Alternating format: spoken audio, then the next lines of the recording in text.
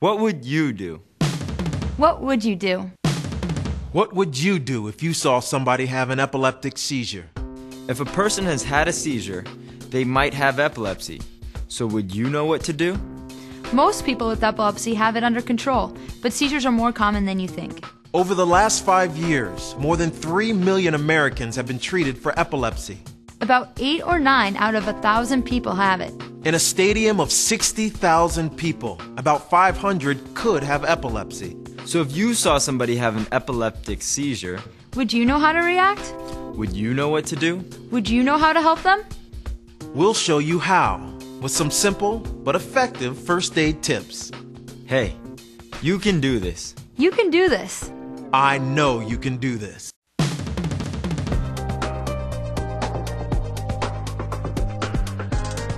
Hi, my name is Tiki Barber. You probably know me for this.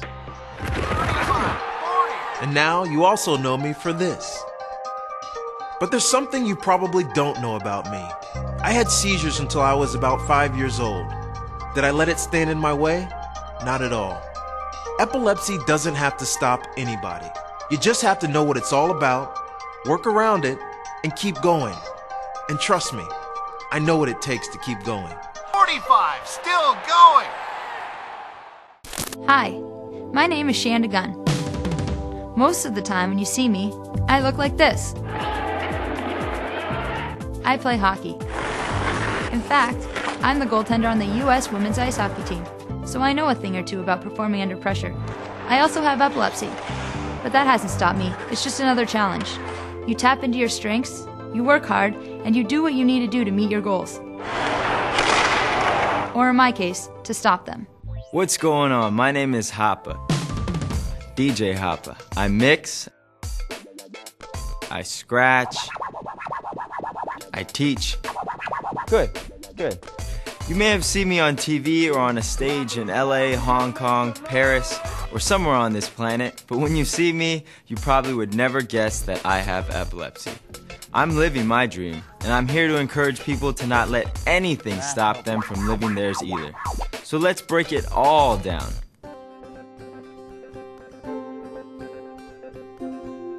Epilepsy is a lot more common than most people think. Unfortunately, most people really don't know much about it. So here are a few quick facts. Epilepsy is a neurological condition.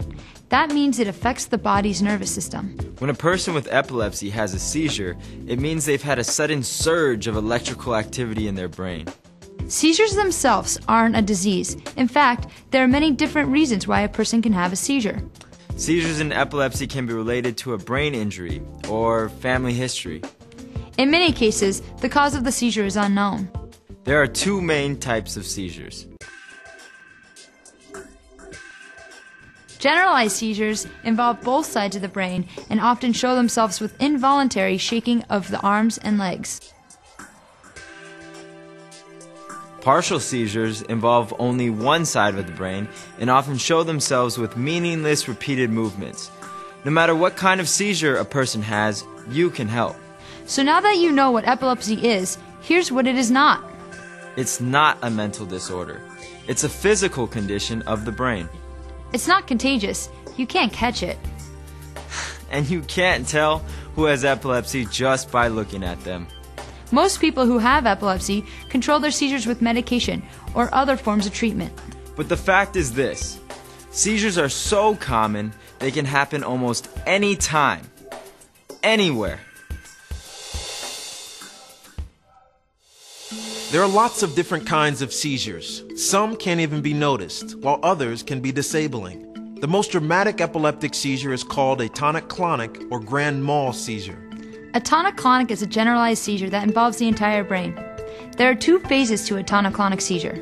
The first phase begins with an increase in the tension or tone of the person's muscles.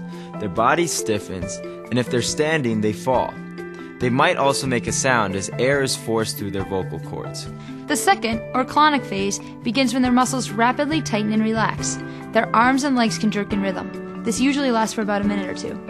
During this phase, they might bite their tongue or cheek or lip. They might also lose control of their bladder or their bowels as their muscles relax.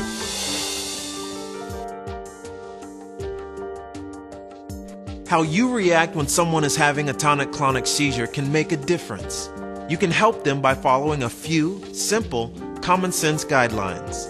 First of all, stay calm. So how hard was that test? It was bad. Yeah, bad? How about horrible? I didn't even finish half of it.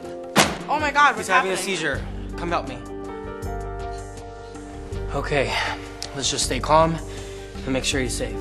Make sure there's nothing that could harm the person having the seizure.